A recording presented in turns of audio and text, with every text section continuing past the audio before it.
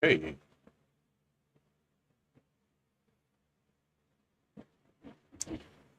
I'm gonna turn off my light. It's a little bright.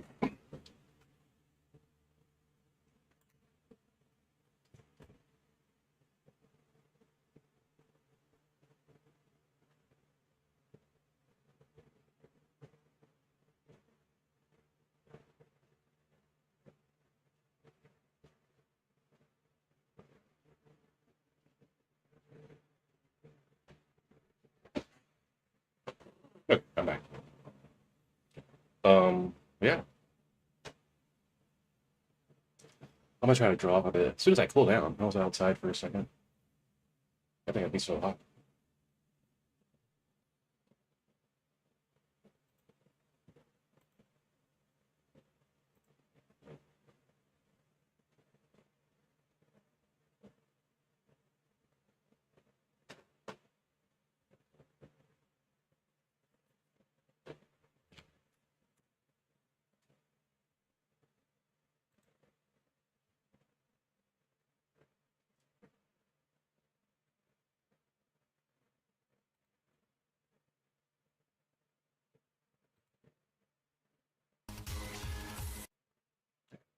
It's something we'll watch.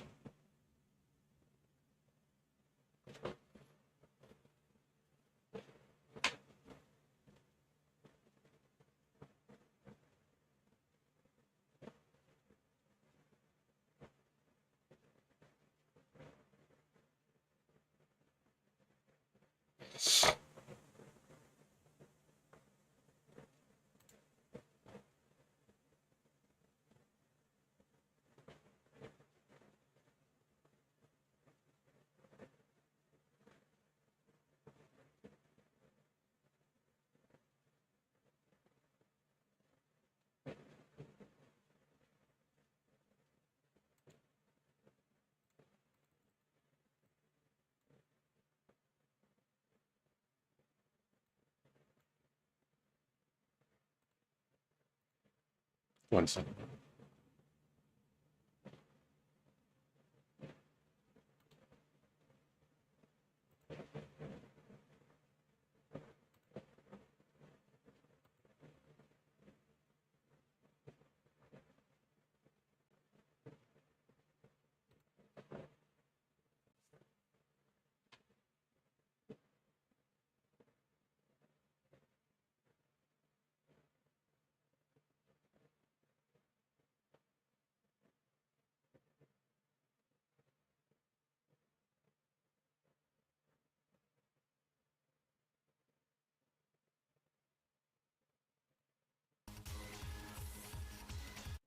I don't mean to keep playing that like that. I'm trying to find a different song that's it wouldn't show up on my playlist, and now I'm on YouTube to see if it's still there.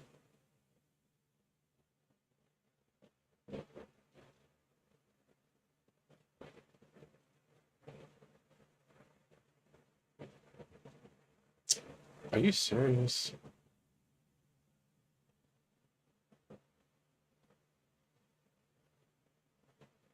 Please don't tell me this person took off their song. Okay, so somebody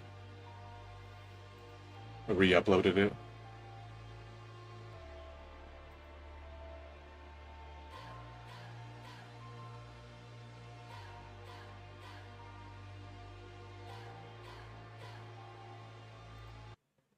He deleted it. He fucking deleted his channel. This person made a really good fucking song, and they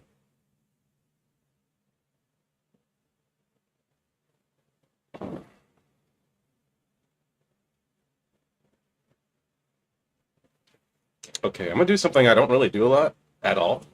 I'm gonna try to um fucking do a quick little video for my odd art channel, but only because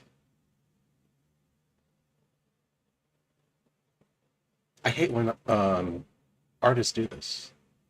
And I don't want to do this in a like a way of bullying or freaking calling out this person in general because lots of YouTube artists do this, and I don't know why. But this artist's name is Exist, EX. I'm sorry, ESIXST, and I just started listening to this song like a month or two ago. I don't know for certain. And I just started getting into it. If this is breakcore, I really like breakcore. Some person might tell me that I listen to eggcore or some other kind of subgenre of breakcore. I don't know. But it's a branch off techno music. And it's like stuff people listen to nowadays, I guess. And I really enjoy this song. See You Two No More. But as soon as I start fucking getting into a song, really hardcore, sometimes it seems like artists will just one up and I guess it's not even because I'm doing. Maybe they're just getting noticed on a wide scale. But this, I thought this song was gone because it was on one of my playlists. It's on one of my workout playlists, and it wouldn't play anymore. So I was trying to find out what happened, and I just found it was uploaded this particular song 7 days ago by this username Nis NYSS. And even in their description, they're like, I simply couldn't let this music be lost. This video was made by Exist, and all credits go to them. I own nothing of this. And I've seen this done with other, I can't really name anyone specifically. For one, I can't really remember, but I know it's happened. I know some artists like SB and 3, I listen to them. They fucking take off their old shit and just leave it pretty much lost media to an extent. Not like something you would be seeing droves of people trying to find, like fucking the basement tapes from the goddamn Columbine kids. But it's little stuff like this stuff that artists make on this site and just did they get too it did they just kind of become overwhelmed by the exposure, or do they think that they can do better? Did they not like the song that does get popular, or was it in some cases the artist just made that song at a certain time in their life and they felt those feelings, but they don't feel those feelings anymore. That's another case. But like I feel like as an artist, you just gotta like live with that. I can see freaking Nine Inch Nails on Trent Reznor's Pretty Hate Machine to now, his Disney era, if you want to call it that. And the music he makes now is not what you saw back in the fucking 80s, early 80s, late 80s. He was completely different people back then. But it still exists. He didn't just fucking delete it all. The cringiest Trent Reznor you could ever think of Nine Inch Nails exists fucking before you before you were born. And now he's just the nerfed version of Trent Reznor. All of the stuff he's done caught up to him, and now he's just kind of doing his thing. I still like Nine Inch Nails. I still love them. I'm not listening to them as much as I did when I was younger, but I don't dislike their music like I dislike Radiohead now. I don't dislike their music like I dislike hearing some fucking AC/DC song I've heard for the billionth time on the radio. I would love to hear a Nine Inch Nails song on the radio sometime. But this artist exists. Your music's really good. Your music is really good. I love this song. Even if I just came across it a couple of months ago, you're gonna have people like that. And I just don't want people to feel bad about making stuff and just, I don't know.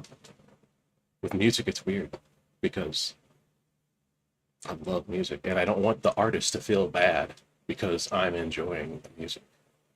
It feels really weird to even enjoy music in the first place when that happens.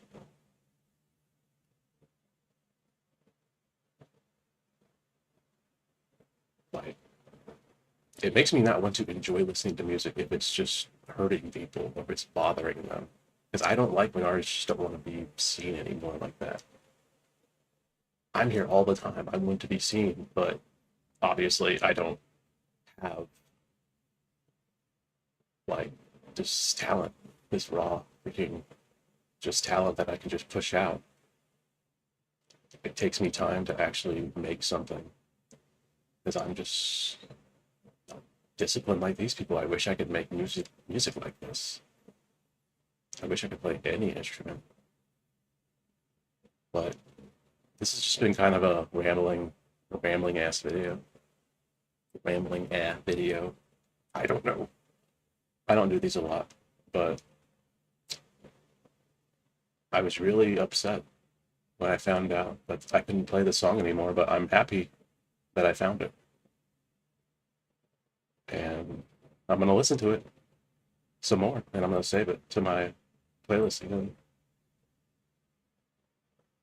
It's kind of like why I have that SBN Fuck With Me Family Guy. It's like, I don't know if he'll ever just delete all of his shit like he's done before. And there's stuff I really like from them, even if they're not the best person in the world.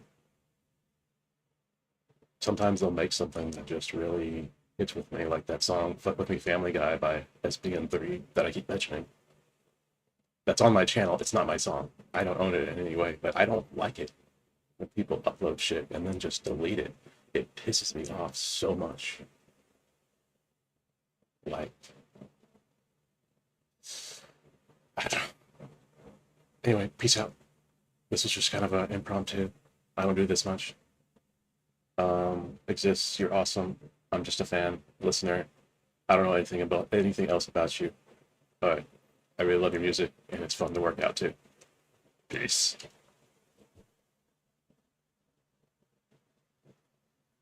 Okay, YouTube mode off. I'm sorry. I had to go on a tangent because I just didn't know what happened to this fucking song. But I found it, and now I'm going to attempt to work on this picture. And I will try to upload that eventually. Today, maybe? I don't know. I gotta find the VOD.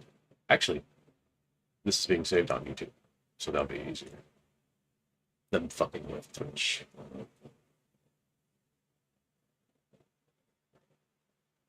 Um, yeah. I need to change that fucking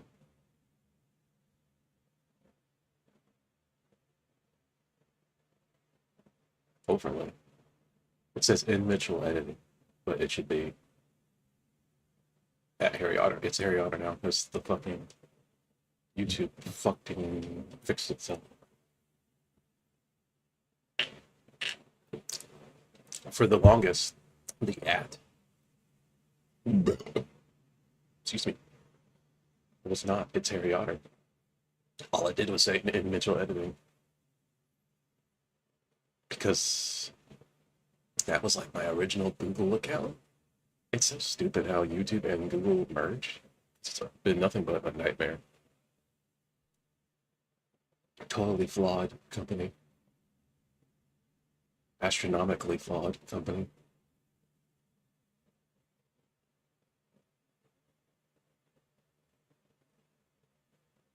Late stage capitalist company. Capitalists. Money. Music. Sadness.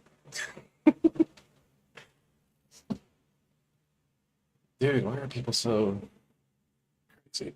Why'd I still have this Bucky shirt on? God damn it. I need a different shirt. Damn, my pits are sweaty. God damn it. I'm hot.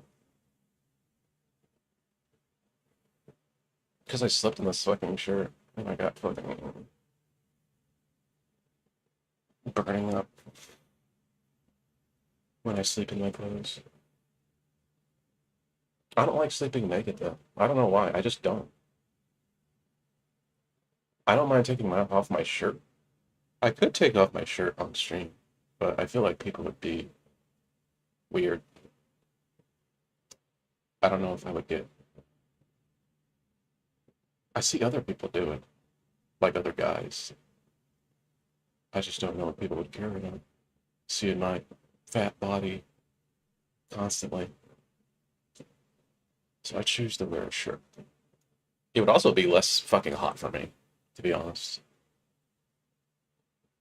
My room has no AC. It does have an AC, but I have no fucking central fan, like no ceiling fan in my room. So I have a box fan, and that's it. It gets kind of hot in here with all the computer shit too. My husband dolled out an archaic punishment for our child. He has justification. It's just bad. What the fuck? Why do they punish kids in the dumbest ways?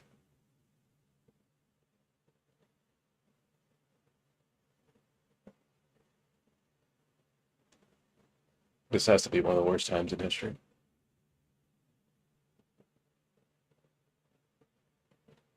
People are so dumb. And they want to be right so bad.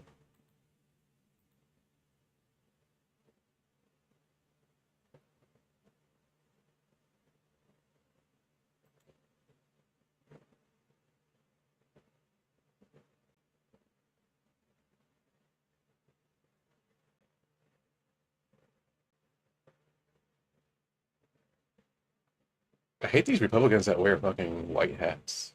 It's like some cult shit. When they wear all the hats, it's just cult shit to me.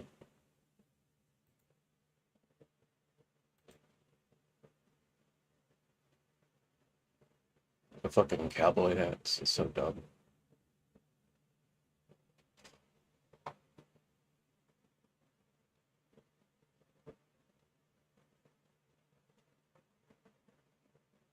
Apparel. Hold on.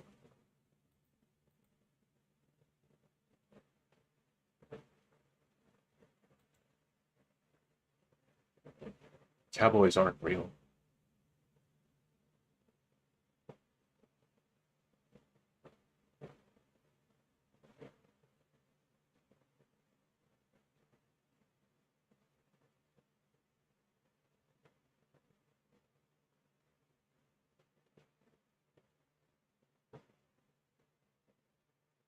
So I'm gonna play the song drop in a minute.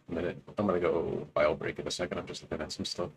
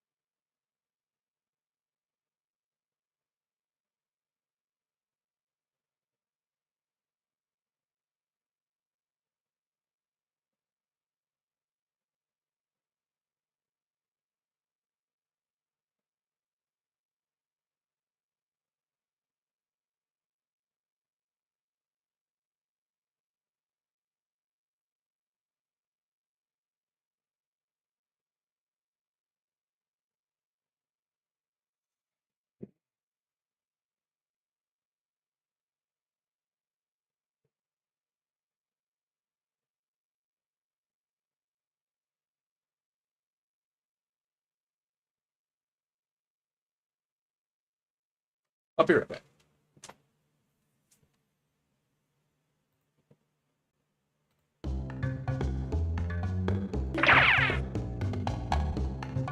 You choose her or not choose her. With a skipper heart, she's one cool car. Her DK, Donkey Kong. He has no style.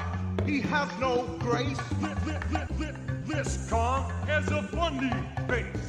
He can handstand when he needs to and stretch his arms out just for you.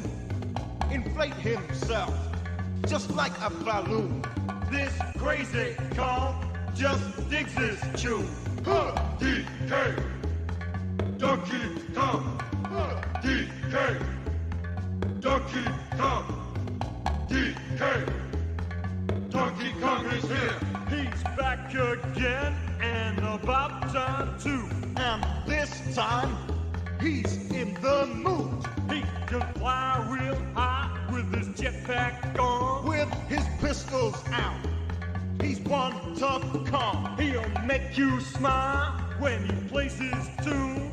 But gremlins beware, cause he's after you. DK, Donkey Kong. Finally, he's here for you. It's the last member of the DK crew. This Kong's so strong, it isn't funny. Can make a gremlin cry out for mommy. Can pick up a boulder with relative ease. Makes crushing rocks seem such a breeze. He may move slow, he can't jump high, but this Kong's one hell of a guy. Come on, Cranky, take it to the fridge. Walnuts, peanuts, pineapple smells. Grapes, melons, oranges, and coconut shells. Oh yeah, walnuts, peanuts, pineapple smells. Grapes, melons, oranges, and coconut shells. Oh yeah, walnuts, peanuts, pineapple smells. Grapes, melons, oranges, and coconut shells. Oh yeah, walnuts, peanuts, pineapple smells. Grapes, melons, oranges, and coconut shells. Oh yeah, walnuts, peanuts, pineapple smells.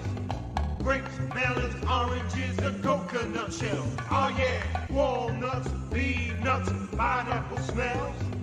Grapes, melons, oranges, and coconut shells. Oh yeah, walnuts, peanuts, pineapple smells. Grapes, melons, oranges, and coconut shells. Oh yeah, walnuts, peanuts, pineapple smells.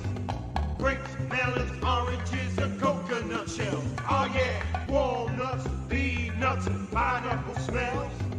Grapes, melons, oranges, and coconut shells. Oh yeah, walnuts, peanuts, pineapple smells. Grapes, melons, oranges, and coconut shells. Oh yeah, walnuts, peanuts, pineapple smells. Grapes, melons, oranges, and coconut shells. Oh yeah, walnuts, peanuts, pineapple smells. Grapes, melons, oranges, and coconut shells. Oh yeah, walnuts, peanuts, pineapple smells. Grapes, melons, oranges, and coconut shells. Oh yeah, walnuts, peanuts, pineapple smells. Grapes, melons, oranges, and coconut shells. Oh yeah, walnuts, peanuts, pineapple smells. Grapes, melons, oranges, and coconut shells. Oh yeah, walnuts, peanuts, pineapple smells. Grapes, melons, oranges, and coconut shells. Oh yeah, walnuts, peanuts, pineapple smells. Grapes, melons, oranges, and coconut shells. Oh yeah, walnuts, peanuts, pineapple smells. Grapes, melons, oranges, and coconut shells. Oh yeah, walnuts, peanuts, pineapple smells. Grapes, melons, oranges, and coconut shells.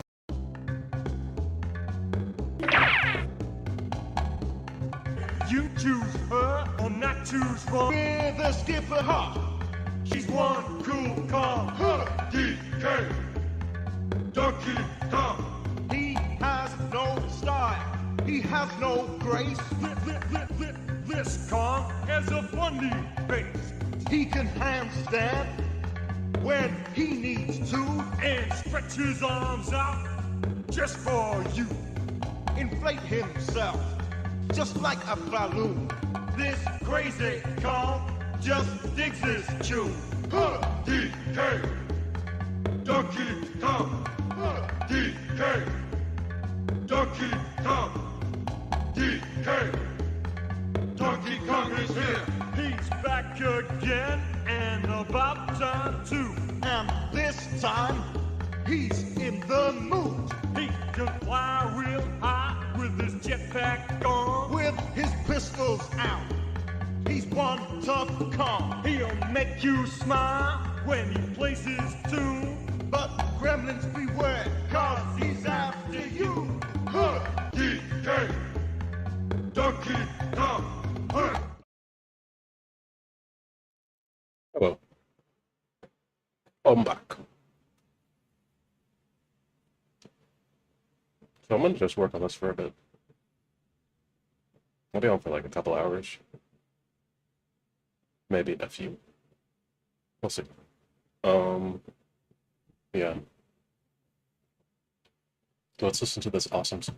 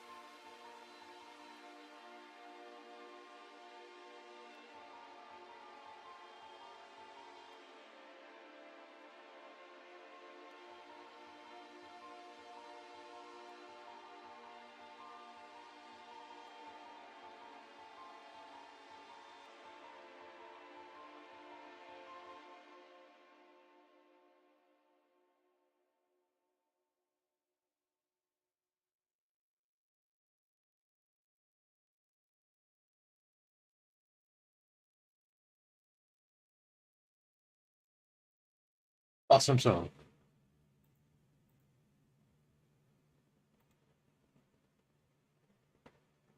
And I am now saving it to my hard drive so I never lose it again. Because this is also awesome for uploading it onto a Google Drive. Because I love to work out to awesome music. Oh, sweet, they uploaded all of their music. Or at least what was on the channel.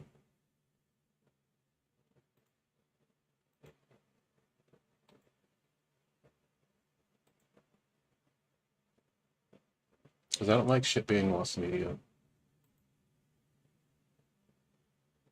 And I don't like to think that just horrific shit or shit that you see on television is always going to be considered lost media. Any media can be lost media. If it's like important not to, if it's important enough to someone, that's a lot of fucking nonsense.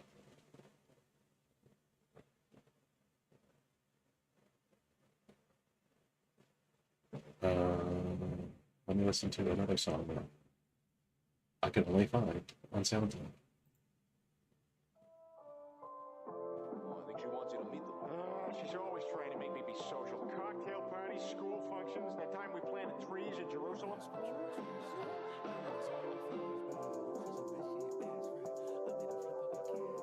All of your scripture, I trash that. I'm in the zone, you in flashbacks. You trust a bitch, get your ass racked. I made a flip, I got cash back. All your fuck shit, better rap that. I need the truth like stat. Flow retarded, I'm eating well. Making beats on that speaking spell. W. Vanilla Coke so delicious. You got 3 for your wishes. Bottle broke from the visions. I got soul, but it's vicious. Better not shit on my moment. I got that shit on my own, bitch. Better be checking your tone, bitch. Millionaires hitting my phone, bitch. Who wrong? Bitch won't fuck with a new guy. Sometimes I better sit back, see what the crew got. Flipping the scene every time. Fuck with that shit on the side. She cut away on a dime. Fuck with me, Family Guy. Who wrong? Bitch won't fuck with a new guy. Sometimes I better sit back, see what the crew got. Flipping the scene every time. Fuck with that shit on the side. She cut away on a dime. Fuck with me, Family Guy. They wanted more, so I wrote to. Jump if I owe you. Gerald Green should've told you. Don't get Asia carpet, no shoes. But don't hit my kicks on the floor. I'm getting tens of their raw. Paying the tens of the store. Ain't let them know I got more. My day, fly day. Watch me buy it, right aid. Been in shit, sipping my aid. Get my chips into my lays. See how I'm flipping these brands. Pepsi been hitting my land. Oops, I am killing your mans. Bitch, and I did it again. Who wrong? Bitch won't fuck with a new guy. Sometimes I better sit back, see what the crew got. See how I'm flipping these brands. Pepsi been hitting my land. Oops, I am killing your mans. Bitch, and I do it again. You looking old, fuck this shit and save my soul. Fuck a platinum, I'll take gold. Fuck a plaque, I'm on a roll. I'm getting bold, I gotta go. Fuck all the shit, but the shit that I wrote. Fuck all the shit, but the shit that I wrote. Fuck all the shit, but the shit that I wrote. But the shit that I wrote. Who wrong? Bitch won't fuck with a new guy. Sometimes I better sit back, see what the crew got. Flipping the scene every time. Fuck with that shit on the side. She cut away on the die. Fuck with me, Family Guy. Who wrong? Bitch won't fuck with a new guy. Sometimes I better sit back, see what the crew got. Flipping the scene every time. Fuck with that shit on the side. She cut away on the die. Fuck with me, Family Guy.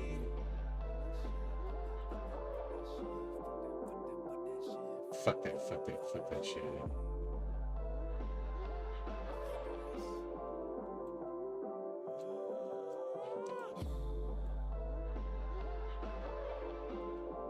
Shout out Target, dude, for real.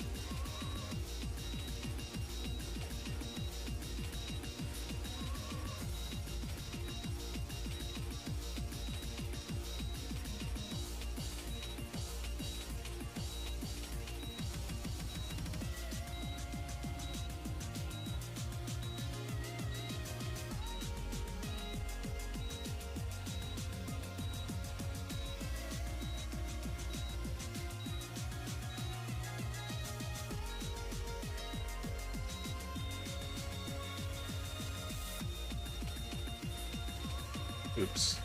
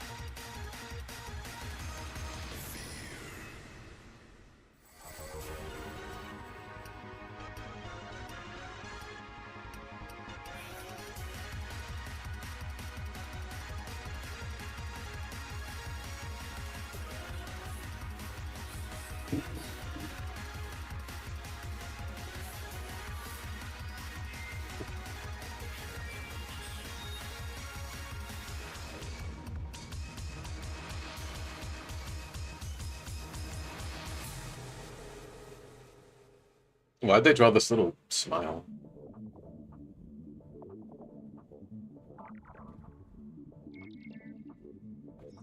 Like,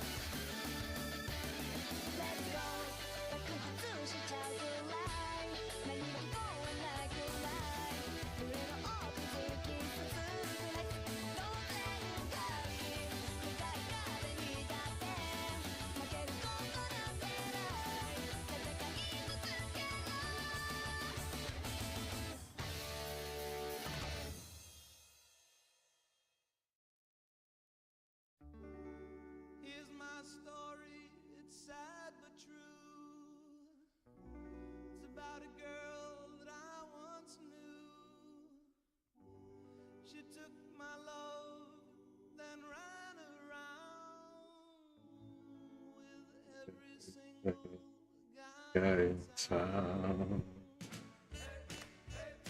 Whoa, whoa, whoa, la, la, la, la,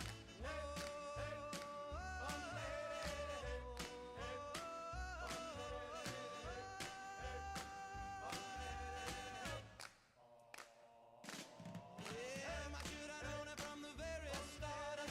This girl will leave me with a broken heart. Listen, people, what I'm telling you, I'll keep away from a runaround Sue. Yeah, my little lips and a smile on her face, the touch of her hand and this girl's warm embrace. So if you don't wanna cry like I do, I'll keep away from a runaround Sue. Whoa.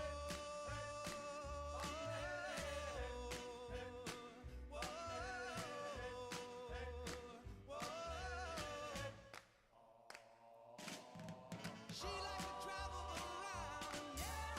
She love you and she'll put you down. Now people let me put you wise. Sue goes out with other guys. Here's the moral and the story from the guy who knows. I fell in love and my love still grows. Ask any fool that she ever knew to say, keep away from a runaround Sue. I play that yeah, keep away from this girl. I know what you'll do. Keep away from Sue. She likes to travel around, yeah. She'll love you and she'll put you down. Now people let me put you wise. She goes out with other guys. Here's the moral and a story from that guy who knows. I fell in love and my love still grows. Ask any fool that she ever knew to say, I'll keep away from a runaround Sue. Yeah, stay away from that girl. Don't you know what you do now? Whoa,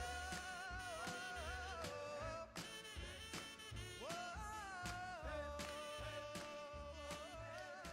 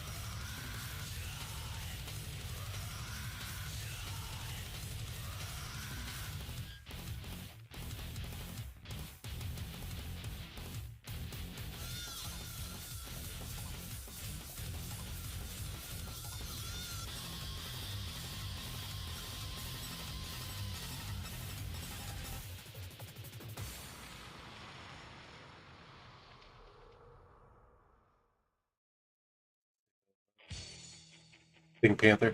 Oh shit.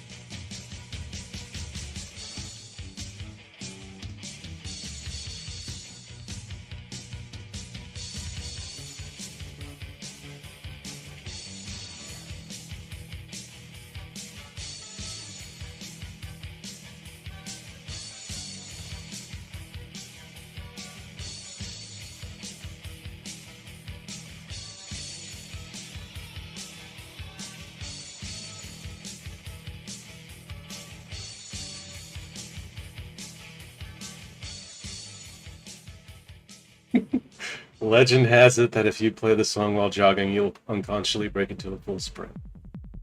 It's so true.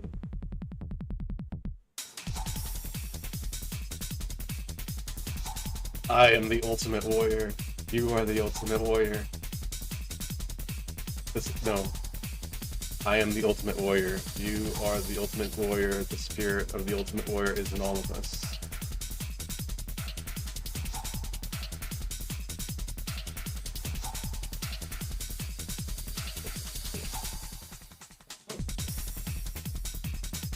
He should have had a sidekick that was like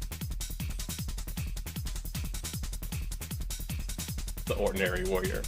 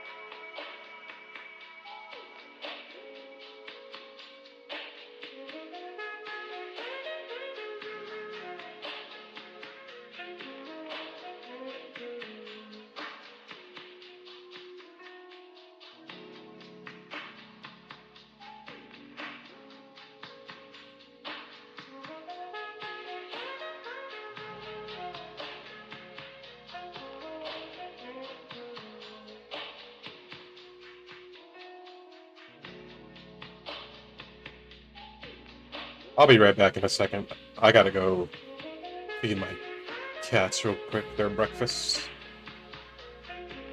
and make some coffee.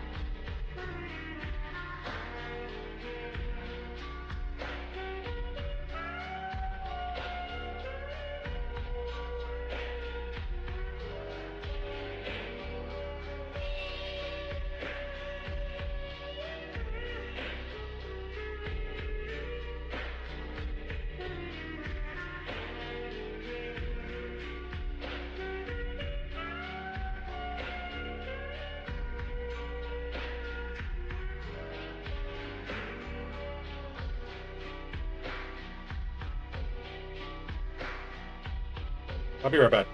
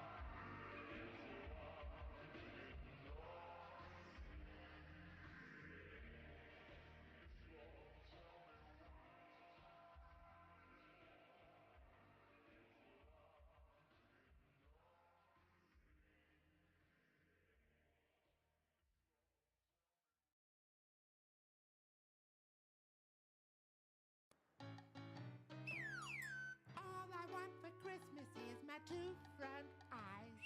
All I want for Christmas is my two front eyes.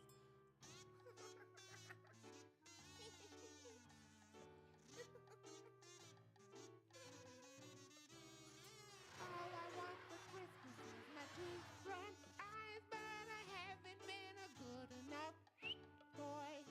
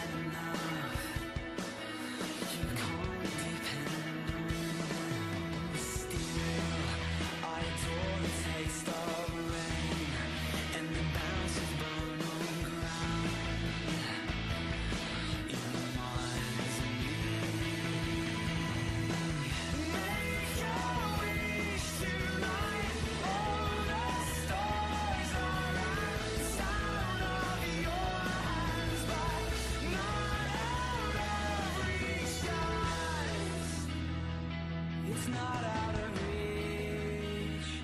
No, this is not out of reach. You feel so weak. You burst those stitches, reminding you just why you felt so cruel. Still, I adore the taste of rain and the bounce of bone on ground. It reminds me that still I adore the taste of rain and the bounce of bone on ground. You can't depend on them. Make a wish tonight. All the stars are outside of your hands, but not out of reach. Make a wish tonight. All the stars are outside. All right, we're taking some going.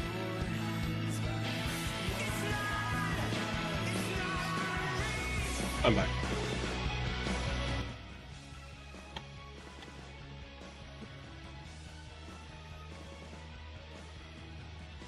They build you up. They build you up.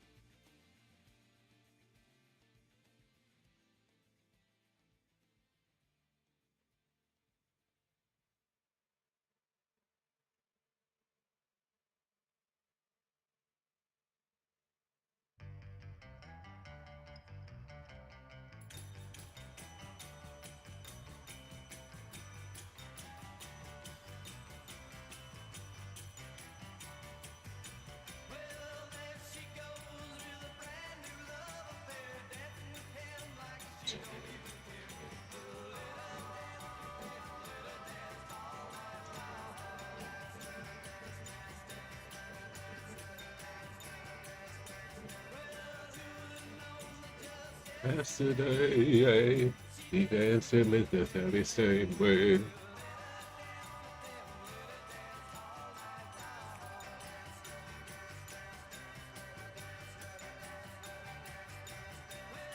Reaching to all that love, let her dance her favorite song.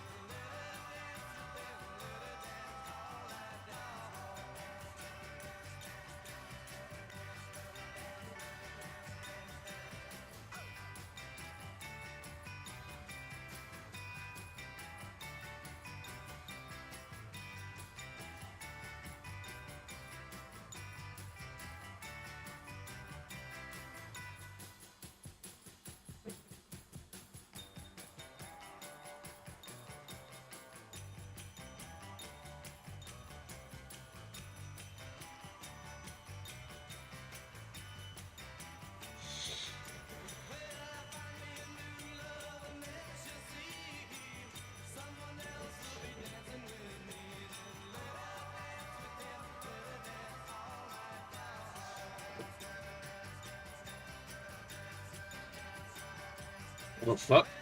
Goddamn brats. Or Monster High School or some shit.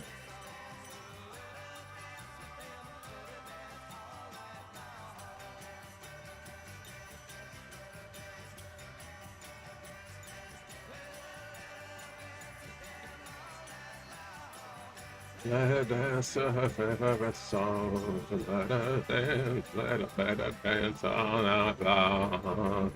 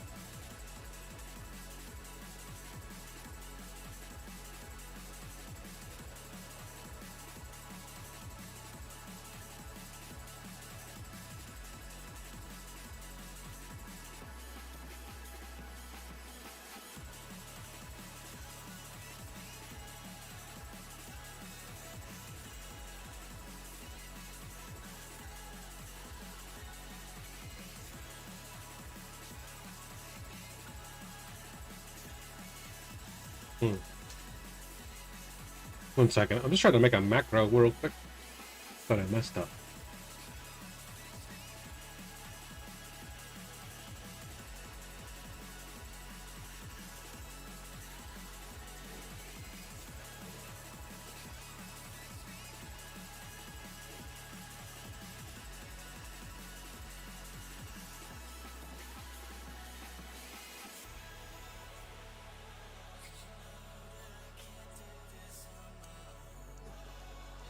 The F.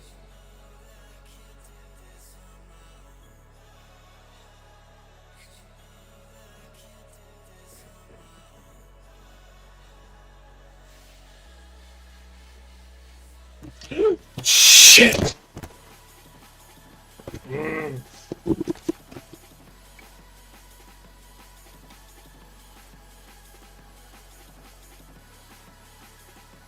Oh, damn it. I gotta love this shit. Oh, fuck. Hold on 1 second. Major emergency. Because I'm a fucking idiot.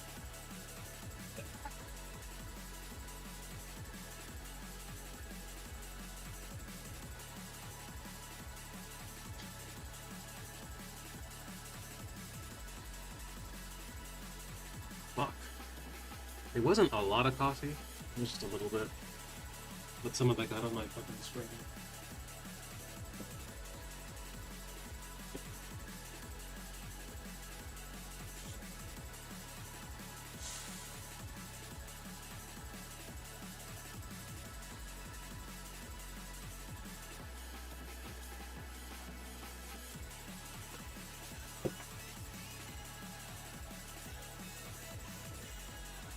Oh, dicks.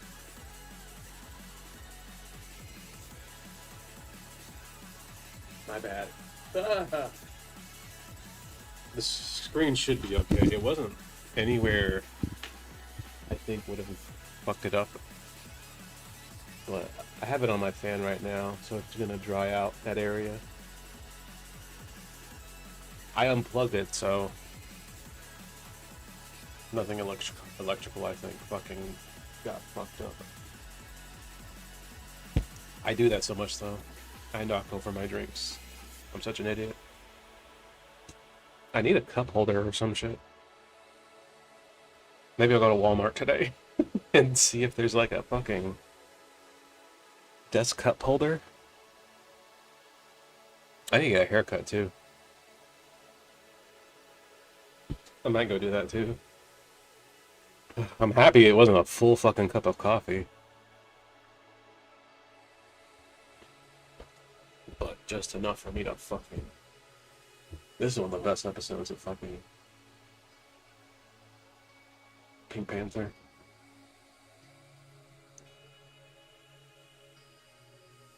The modern one. Which is pretty fucking old now. It came out in like 20 fucking... 15, 16?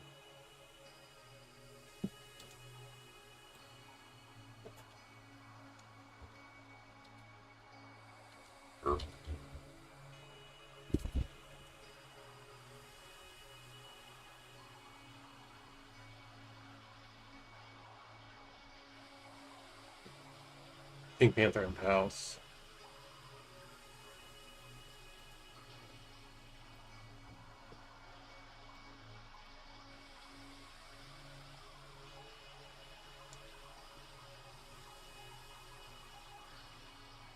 What year did it come out?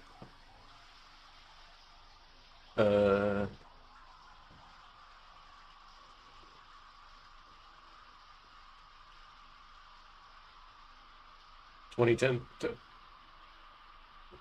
Shit.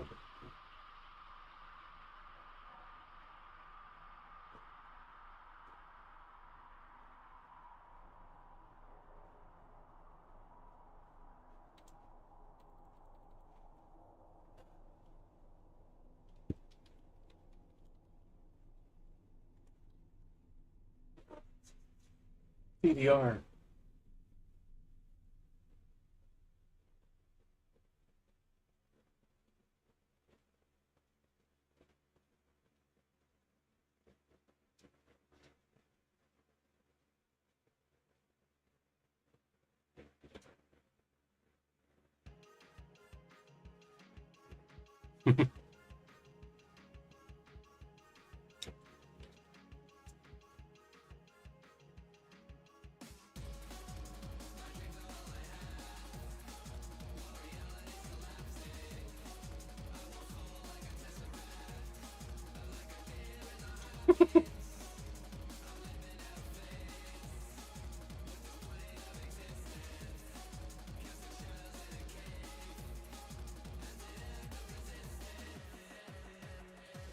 What was that first song?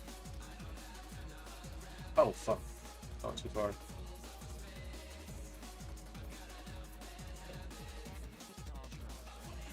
Shit.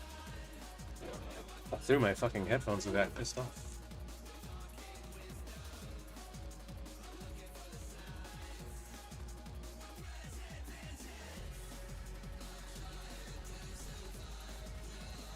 Let me pause the music for a second.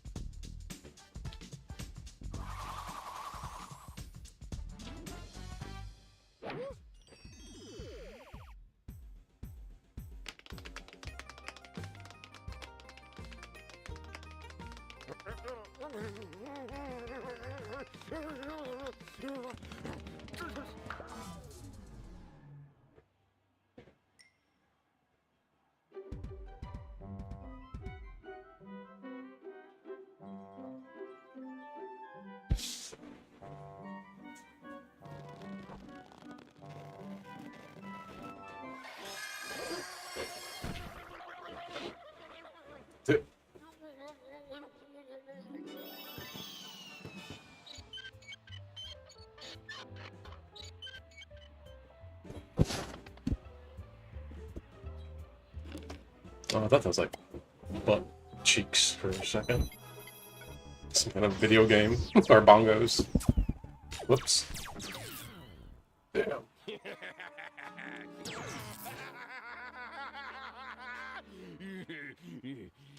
Damn.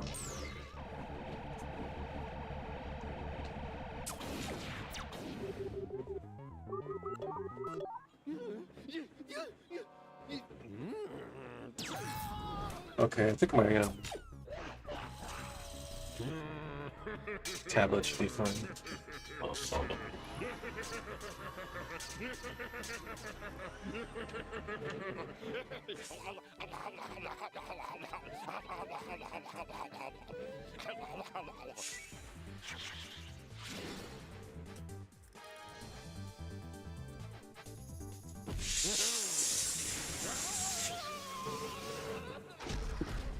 These were you! What the fuck? Those were you. From the streets.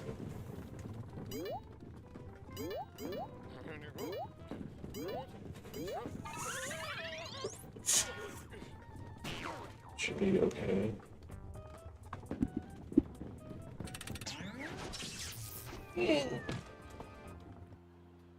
Oh yeah. Oops. Oh yeah.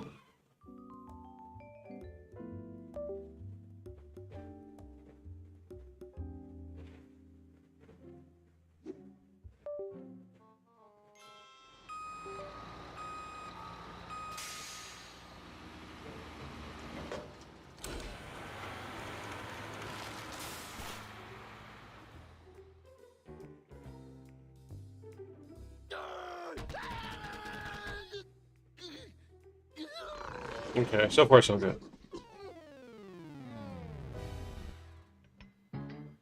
The pink pill? Was that like the fucking an abortion?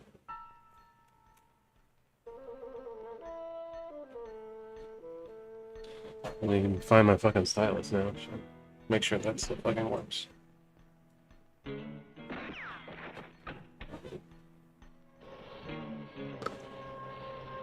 My bad for fucking having a tantrum.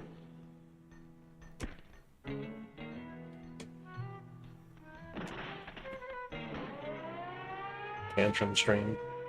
I can't fucking keep my big ass arms in place. There it is.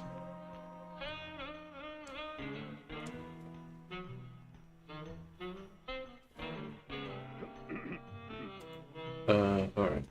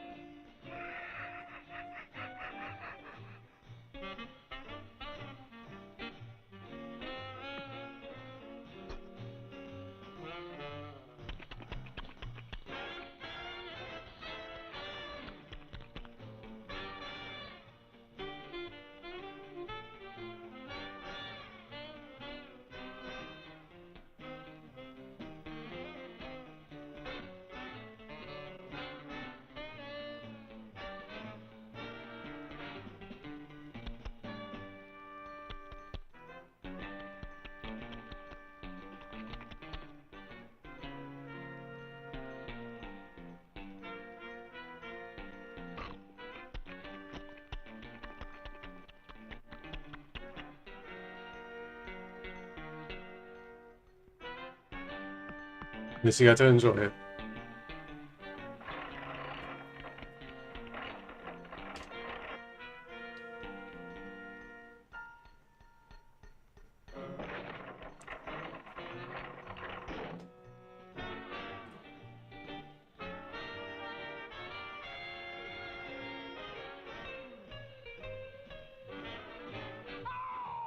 Damn, dude. Was it worth it?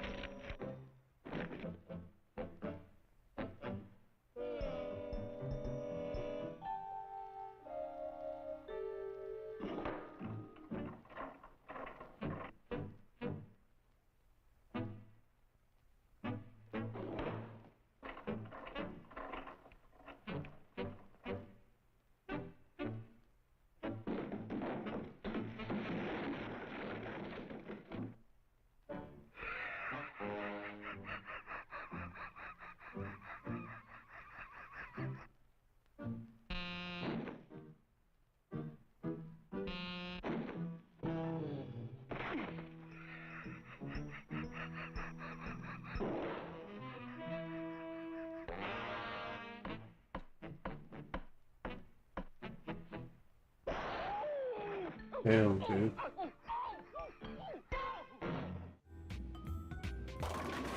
What an ending. Cruelty.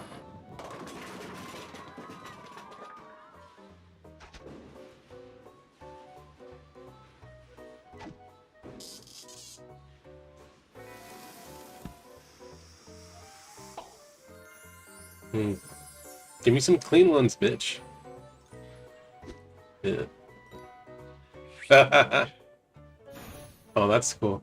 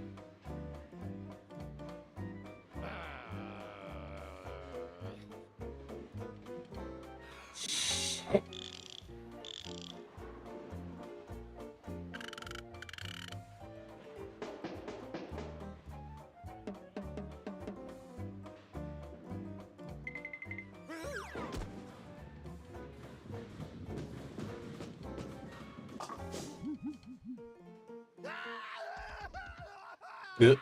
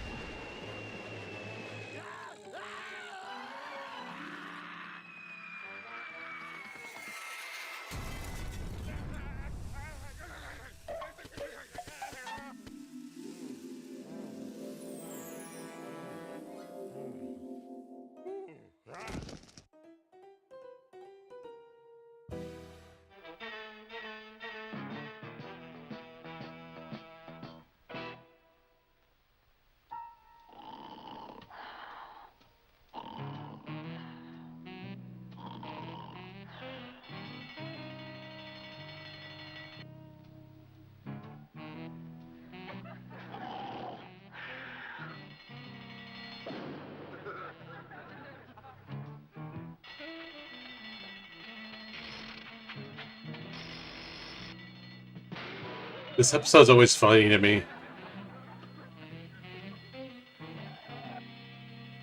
He goes so out of his way to break his. I think this is the episode that I'm thinking of. But he gets a new alarm clock, maybe, I think? Or this not a different one. There might just be multiple situations where he fucking has to deal with an alarm clock. These old ones are so trippy. You know, how they start, which fucking things he's gonna be redoing again.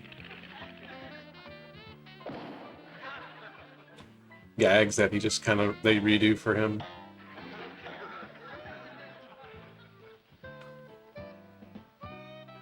It's kind of the weak points of the old ones, but at the same time, they're still good. But sometimes they repeat fucking jokes and gags, and it's kind of... I hate that. I hate when they do that. When they pad out time. I guess...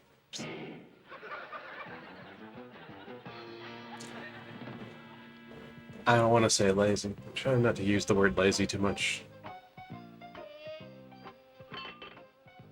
I hate just calling people lazy. Because I'm lazy. Sometimes. Not that I don't think it's deserved to use sometimes. Like... I think... some stories are written lazily. By billion-dollar companies. Or animated lazily by billion-dollar companies.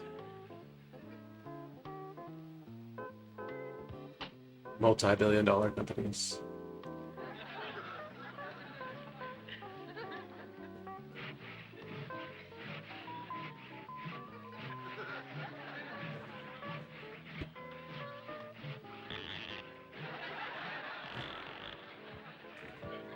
I love that face. So this whole episode is just getting ready for breakfast.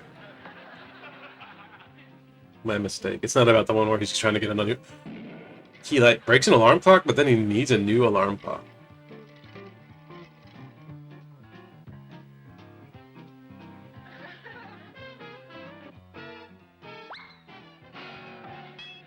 He's so cute. He's one of my favorite characters. That's how it happened.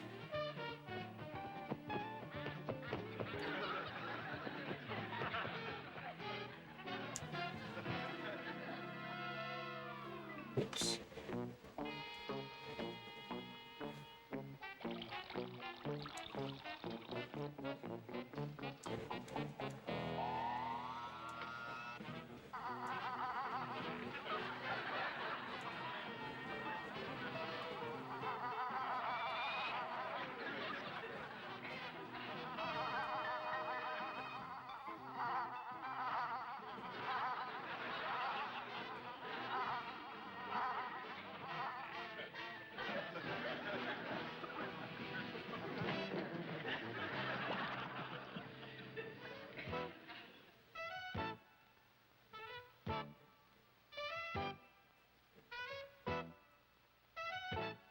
What?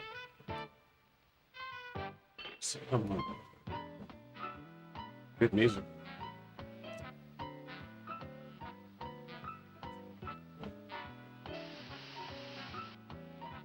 I wonder if there's a soundtrack of all the old music available.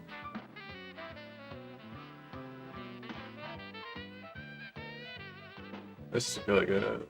I don't know what it's from. If it's made originally for this or...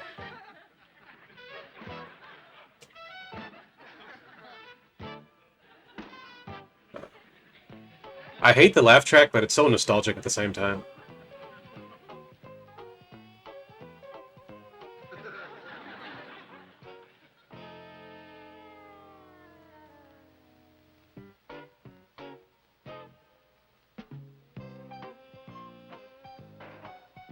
Ba-da, ba-da, ba-da.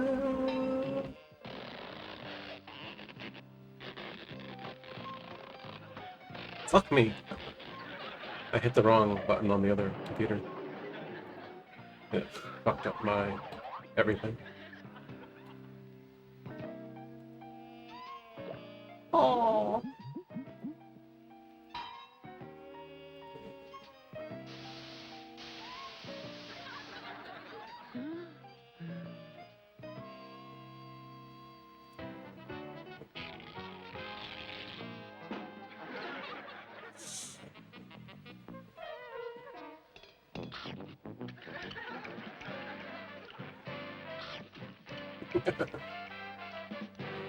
So fucking cute.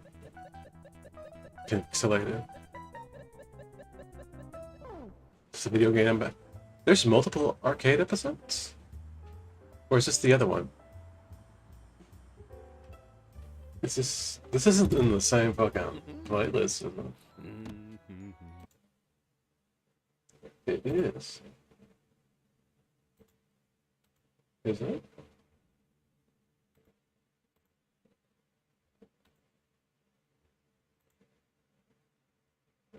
Wait, where's my...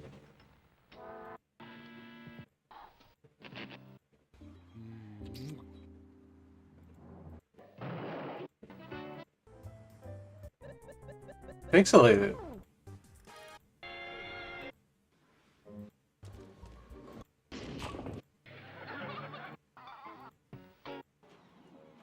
They repeated the same fucking episode. And then again, they just repeated it. The 12 Days of Pink Panther. More like 12 Days of Repetition. That sucks, I'm sorry. I have no good clips. Well. I don't know what you want to say.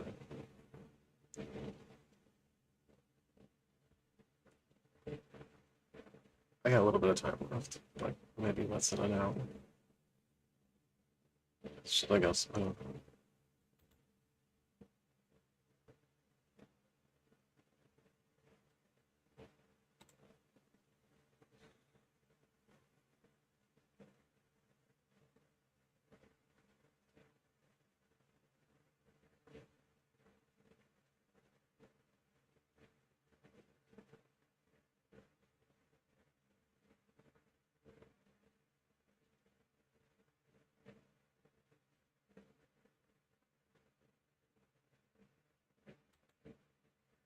So we're up to Invincible Season 2 now, and I gotta tell you, it's a bit of a strange one to write about. I figure when most people think of this show nowadays, their mind either goes to the big moments of Season 1 or the big moments of Season 3, and Season 2 kinda has the appropriately named middle brother syndrome of being a little less thought of. I think it's easy to see why as well when you're looking at it with a critical eye, but I still think there's a lot of good stuff to be found in the season of TV, and I still think it stands up to be a solid entry for the show overall. Just a reminder for how these videos work, I've seen the whole show, read all of the comics, so there will be spoilers for the show up until the end of this season, as well as potential spoilers for the comic up until around the point of Mark accidentally killing Angstrom. There are what I would call fewer major differences to discuss, but still a lot like Season 1, there's a lot of stuff added on to enhance the storyline. So let's get into it already. So the story of Invincible Season 2 is one exploring grief, and one re-exploring Mark's place in the world after his whole worldview got shit-rocked by finding out that his dad was a world-conquering alien that would kill any one of us if his shadowy, up to this point unseen overlords told him to. Mark is asked the question, after a lifetime of wanting to become his father, what is he when he finds out that his father is a monster? What can he strive to be instead? And the most insidious mindworm he has to deal with is that he has seen his father commit acts of massive, gruesome violence. And with that knowledge is the knowledge that he too is capable of it. There's a lot of spinning tires in this season for Mark. He even says it himself early on. He does his little patrols in the morning, but he's just flying around like an idiot. Still though, we see him do a great amount of good in those moments, but he still feels listless. In losing his father and having his entire worldview flipped upside down, it feels like Mark feels like he doesn't have a solid direction to go in. He actually seeks out Cecil to put him on the very short leash that Cecil wants him on. Mark is in a dark, sad place mentally this season, but he still wants to do his hero work, but it's framed in a not completely new way, but there does seem to be a different angle for him. In Season 1, Mark wants to be a superhero because he's a kid that wants to emulate his dad, and well, being a superhero sounds pretty badass. It's Mark at his greatest levels of naivety, which is an ongoing theme for the entire show. Childhood naivety being beaten down and grinded up by this more realistic take on a superhero world. Now, a big chunk of that naivety has been stripped away, and he doesn't have that golden god and false god of a father to look up to anymore. So Mark's hero work feels like he's more trying to make up for what his father did in the earlier season. It's never said out loud, but there is definitely a feeling of guilt. He wants to be doing more, he knows that he can, but he doesn't trust himself to do as much as he can after seeing what his father did. So he surrenders a lot of his autonomy to Cecil, which we'll have to wait and see how that pays off. Now that's our basic setup for the season. That entire fucking diatribe I just went on is the setup. That's where Mark is right now in the ball game we're gonna play. And it sounds pretty interesting, right? All that, plus he's got to keep up his relationship with Amber and go to space a bunch of times. And I do think it's pretty interesting, but weirdly, I think the show, the superhero show, gets a little too bogged down in the superhero stuff to really say as much as it wants to on these ideas. We have a lot of fun little storylines in this season that Mark has to contend with, but they feel a lot more disconnected to the main goings-on than last season did. Doc Seismic comes back for a little bit. We have to go to Atlantis to marry a fish / kill a big monster. There's a whole 2-episode plot about the Sequids coming to Earth. There's a little scuffle with new Darkwing. Angstrom's here. Anissa shows up. There's plenty to look at and think about, but all the time spent on these things doesn't really play into our main ideas for what this season's feel and tone are about. You have nearly an entire episode dedicated to Alan in the grander plot, and a precious single one episode on Thraxa that is probably the best one in the season to round the whole thing out. But from listing all of the episodes out like that, you can see what I mean. There's a lot going on, but it feels a little more shoddily put together than the overarching mystery plot of the first season, as well as the story of Mark learning the ropes of the superhero world, which often resulted in some really hard lessons, or being crushed in half by a giant mace swung by Snowball over here. In season 1, there was a cohesion to the story that made every smaller episode and plot feel like it was feeding into the greater overall narrative that had that amazing payoff finale episode, which is sort of cheating because every interaction is going to be interesting early on because he's learning, and that's the entire story. Each new situation is a learning experience as he works his way up to journeyman hero. And yes, the little scuffles and episodic elements will surely come back. That's not a spoiler. I said surely to imply that who knows kind of feeling, and I wasn't specific about which ones. Fuck you. But there isn't much payoff for them in this contained season, and when looking at a show on a season-by-season basis, I guess that's going to add up to negative points. Will that add up to backloaded positive points for a season later where stuff does come back? Who can say, but negative for now, for sure. It's strange. The story doesn't exactly feel episodic. It doesn't feel right to say that, but it does feel like in the middle of maybe half of the episodes, there's a shorter episodic sort of episode within the episode. That's the word episode. That's what I hate. It doesn't feel episodic. They just feel like things are happening. Nothing feels like it's really coming together. That was my problem with the show. Or it is still my problem with the show. I haven't checked out season 3 yet. If it's out, I think it is. So started to sound weird to anyone else yet? I think that might even be more of why the show feels like tires spinning again. While in season 1 there was this horrifying truth always present in the background of Omni-Man is a psycho killer, probably from a planet of psycho killers, and you'll have to ask qu'est-ce que c'est, all the way up until the point until Nolan really just lays it all out on the line. But in this season there are many plots that are just set up and done with in half an episode that don't really involve any interesting character stuff for Mark. Like for example, in the first season there's the Flaxen invasion, right? That's a one episode thing, but during all of that we see Mark learn about the more realistic side of herodom. He even tries to do a big comic book stop what you're doing before some alien hits a triple collateral on Free For All, and he's like, oh fuck with book, stop what you're doing before some alien hits a triple collateral on Free For All, and he's like, oh fuck, what the hell? And we meet Teen Team, and a lot of storylines spin off from that. Cool and interesting stories. The Teen Team. Mark and Eve go to fight Doc Seismic in season 1. There's a great way to show their natural chemistry together. They just work and it's fun. What about in this season? Well, the Doc Seismic encounter is used to show early on that hero work is still taking a lot out of Mark's social life and normal everyday activities, and that's about it. Something that we already knew and will be reminded of over and over again as the season goes on. Mark goes to Atlantis to marry the queen / Psyche actually fight a sea monster, and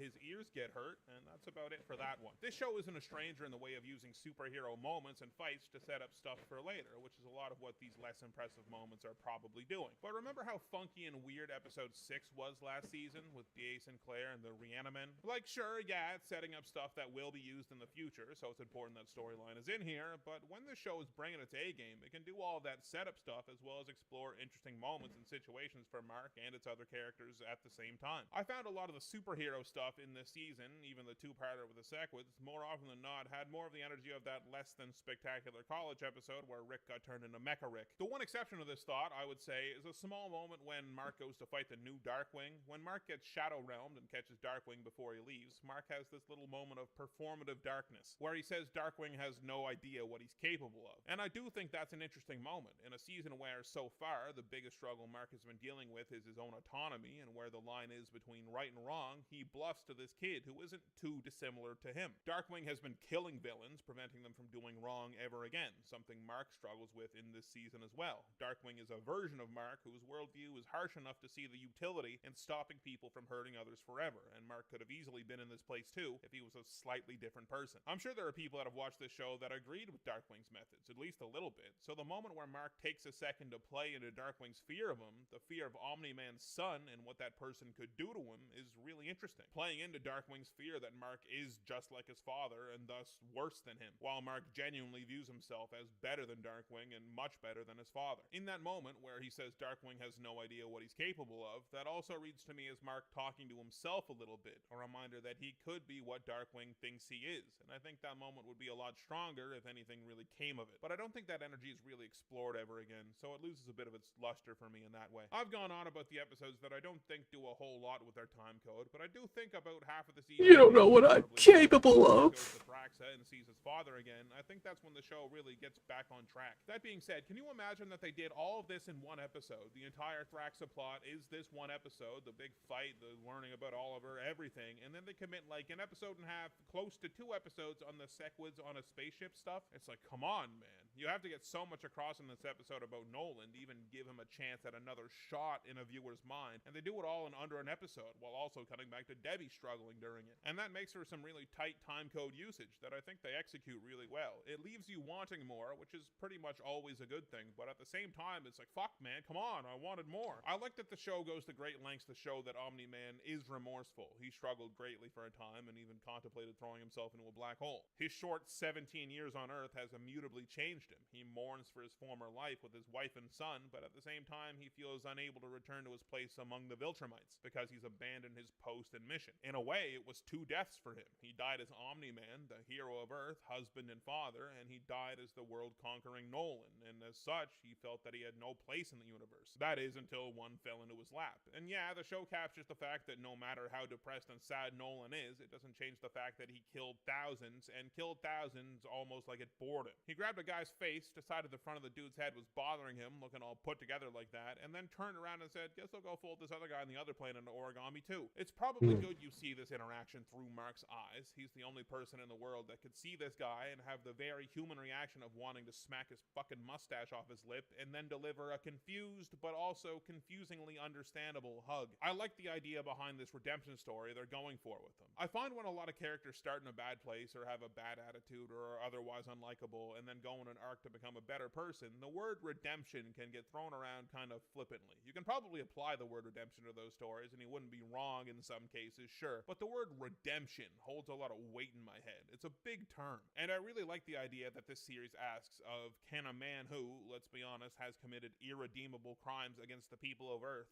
come back at least a little? What is a redemption story for the irredeemable? Because you would be correct in your conclusion, like Omni-Man's own conclusion, that the people of Earth would never be able to look at this man in a good light again. But even if you can't be redeemed fully, there still has to be some quantifiable way to express that this person did also do good afterwards, even if they're not forgiven. And that's a really interesting angle to take for a character, being in the state of knowing there's no way to make up for what you did and your life being over for it, but still doing good again where you can. Mark being summoned to Thraxa by Nolan, while extremely underhanded and deplorable in its own way, was in the end an effort to save the Thraxan people and Mark's new little brother. It's hard not to believe Nolan has changed, and maybe already had when he was beating the life out of Mark's ragdoll body, but his pride and his heritage forced him to act like the Viltrumite Viltrumite warlord he was meant to be, right up until we remembered that moment at the ball field with Mark. Season 1 did a great job of endearing Nolan to you in such a big way, despite knowing what he did, and making it horrifying when the betrayal was truly complete. And on top of all of that, we spent the first 3 episodes of this season with Mark and Debbie struggling to face reality without him. The world lost Omni-Man, and so did they, but they also lost a husband and a father. The man they thought they knew is dead. Mark's extreme anger is understandable, but you also understand that no matter how pissed you are at someone for a situation, that somewhere deep down in a betrayal like this, you just wish the person was the person you thought they were. So being confronted with a Nolan like this, one that seems genuinely altruistic despite his Viltrumite background being known, has to be starkly painful in that way as well. This version of your father you thought you knew does exist, or at least it seems to, but instead of being with you and your family, he's out here on a bug planet being the man you looked up to for your entire life for real, while your life had just been sitting back home mourning a man that was all an act. That has to feel impossibly frustrating for Mark and Nolan for very different reasons, and it's this complicated emotional trapeze act that they both have to take part in that is the single most interesting thing in this season to me. And that's why I'm pissed there's only 1 episode with the 2 interacting. I know a lot of the rest of the season is about Mark dealing with it on his own, and we get a little bit of Nolan thinking about it too, but that, in truth, that Thrax episode is the real sequel to what was season 1 of this show in a story sense, and we barely get any of it. On its own, I think the Thrax episode is, yeah, great. It feels both a little clunky and a little cool that the Viltrumites show up like 20 minutes after Mark does. It's clunky in the sense like, wow, this shit is happening literally right now, just when he gets here. Yeah, Really. that was kind of weird. Cool in the way of like, it's a jump scare. Like, damn, we're going. Oh, okay, here's a lady with a knife in her hair. Let's mix it up. I got Meter Lady, and I'm looking to spend it. I kind of appreciate the clunkiness in a strange way, though. In a season that has the overall feeling of being stuck,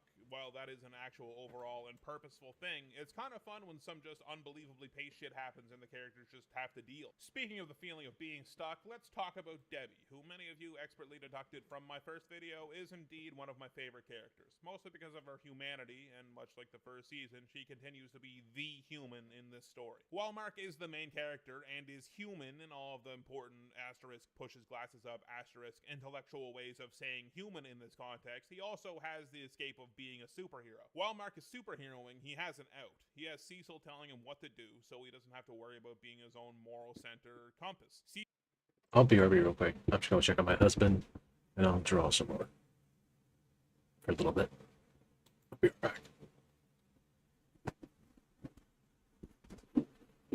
1 second. I'm trying to mute my mic. Yep. Actually, it doesn't matter. I'm just going to break. Or Donkey Kong BRB.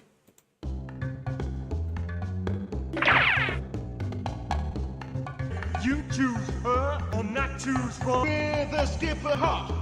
She's one cool, calm, her DK. Donkey Kong. He has no style. He has no grace. This Kong has a funny face.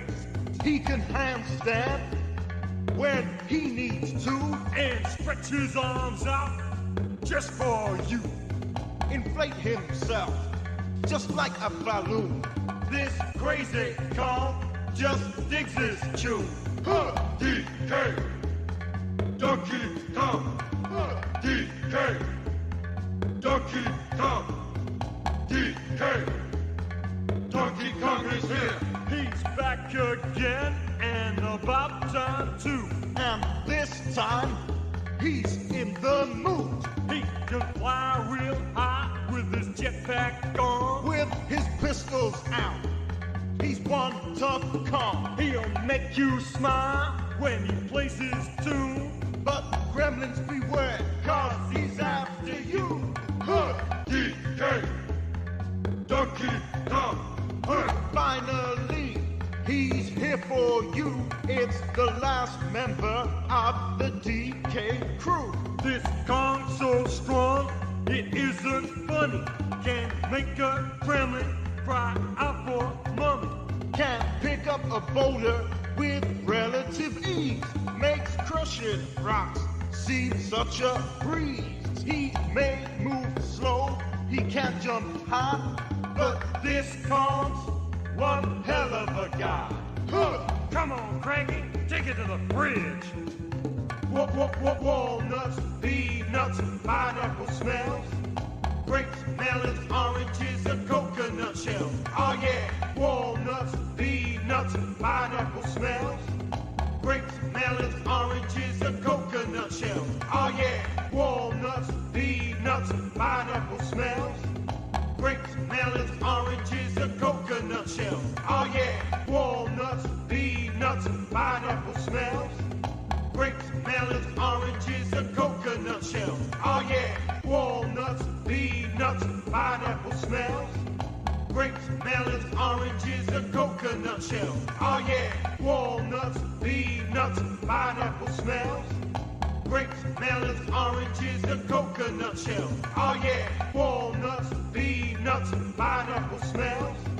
Grapes, melons, oranges, a coconut shell. Oh yeah, walnuts, peanuts, and pineapple smells. Grapes, melons, oranges, a coconut shell. Oh yeah, walnuts, peanuts, and pineapple smells. Grapes, melons, oranges, a coconut shell. Oh yeah, walnuts, peanuts, and pineapple smells. Grapes, melons, oranges, a coconut shell. Oh yeah, walnuts, peanuts, and pineapple smells. Grapes, melons, oranges, a coconut shell. Oh yeah, walnuts, peanuts, and pineapple smells. Grapes, melons, oranges, a coconut shell. Oh yeah, walnuts, peanuts, and pineapple smells. Grapes, melons, oranges, a coconut shell. Oh yeah, walnuts, peanuts, and pineapple smells.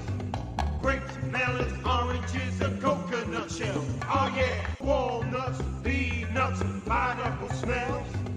Grapes, melons, oranges, a coconut shell. Oh yeah, walnuts, peanuts, and pineapple smells. Grapes, melons, oranges, a coconut shell. Oh yeah, walnuts, peanuts, and pineapple smells. Grapes, melons, oranges, a coconut shell. Oh yeah, walnuts, peanuts, and pineapple smells. Grapes, melons, oranges, a coconut shell. Oh yeah, walnuts, peanuts, and pineapple smells. Grapes, melons, oranges, a coconut shell.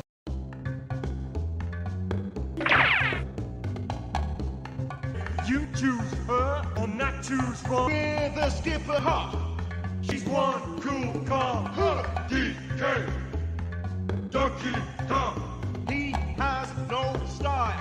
He has no grace. This Kong has a funny face. He can handstand when he needs to and stretch his arms out just for you. Inflate himself just like a balloon. This crazy Kong just digs his tune. Huh, DK. Donkey Kong. Huh, DK. Donkey Kong. DK. Donkey Kong is here. He's back again and about time too. And this time, he's in the mood. He can fly real high with his jetpack on. With his pistols out. He's one tough Kong. He'll make you smile when he plays his tune. But gremlins beware, cause he's after you. Huh, DK. Donkey Kong. Huh. Finally, he's here for you. It's the last member of the DK crew. This Kong's so strong, it isn't funny. Can make a gremlin cry out for mommy. Can pick up a boulder with relative ease.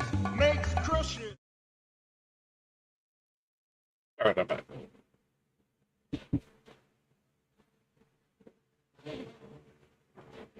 I don't know what I did with my glasses.